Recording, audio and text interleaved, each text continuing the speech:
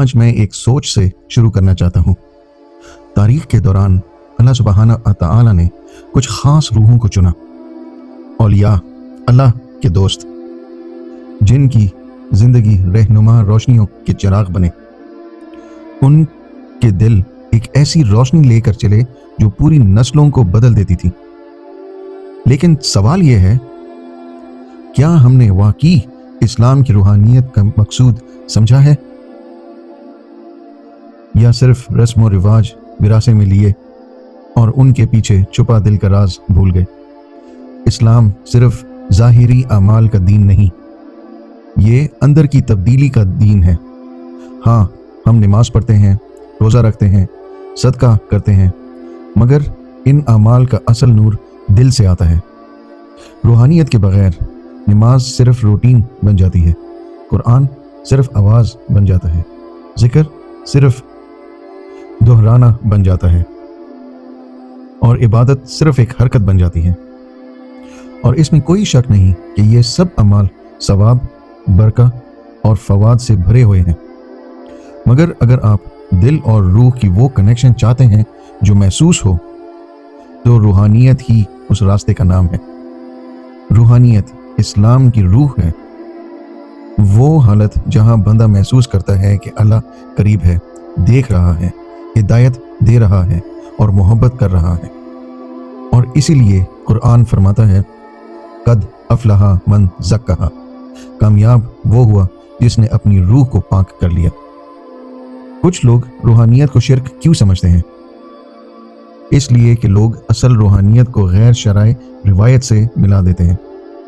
وہ ڈرتے ہیں بزرگوں کو اللہ کی جگہ پکارنے سے، معجزات ڈھونڈنے سے، نئے رسم و رواجوں سے، جذبیات کو سننا سے بڑھ کر فالو کرنے سے۔ اور یہ ڈر درست ہے، کیونکہ حد سے زیادہ جاننے والا شرک کی طرف لے جا سکتا ہے۔ مگر سچ تو یہ ہے کہ اصل روحانیت کبھی اللہ سبحانہ و تعالی سے دور نہیں کرتی، وہ صرف اللہ تک لے کر جاتی ہے۔ اولیاء نے کبھی نہیں کہا کہ ہم پر بھروسہ کرو، انہوں نے ہمیشہ کہا اللہ سبحانہ و تعالی پہ بھروسہ کرو۔ انہوں نے لوگوں کو اپنی قدرت کی طرف نہیں بلایا، انہوں نے ہمیشہ لوگوں کو اللہ کی قدرت کی طرف بلایا۔ اب یہ بتائیں کہ حد کہاں ہے؟ اسلام ہمیں ایک سیدھا صاف قانون دیتا ہے، بزرگوں کی عزت کرو لیکن مانگو صرف اللہ سے، مزاروں کی زیارت کرو مگر عبادت صرف اللہ کی، اولیاء سے محبت کرو مگر پیروی صرف نبی صلی اللہ علیہ وآلہ وسلم کی۔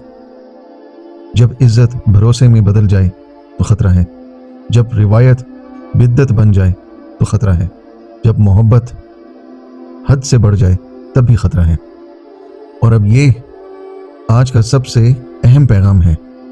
اکثر لوگ بزرگوں کی مزارات پر جاتے ہیں، ان کے گنبد دیکھتے ہیں، ان کے کرامات کی باتیں کرتے ہیں، لیکن بہت کم لوگ پوچھتے ہیں اس بزرگ نے کیا سکھایا، وہ اللہ سبحانہ و تعالی تک کیسے پہنچے، ان کا طریقہ کیا تھا، ان کا ذکر کیسے تھا، ان کا اخلاق کیسے تھا۔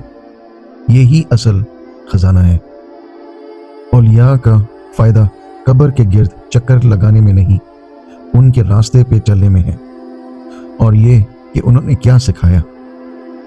تمام وقت کے اولیاء نے صرف 3 چیزیں سکھائیں: توحید، دل کو صرف اللہ سبحانہ و تعالی سے بندھو، سننا، زندگی کو نبی کریم صلی اللہ علیہ وآلہ وسلم کے نقش قدم پر رکھو، اور تذکرہ، روح کو اندر کے گناہوں سے پاک کرو۔ انہوں نے کبھی اپنی قدرت کا نعرہ نہیں مارا، ان کا پیغام ہمیشہ یہ تھا، ہم صرف رہنما ہیں، دینے والا صرف اللہ کی ذات ہے۔ وآخر دعوانا الحمدللہ رب العالمین۔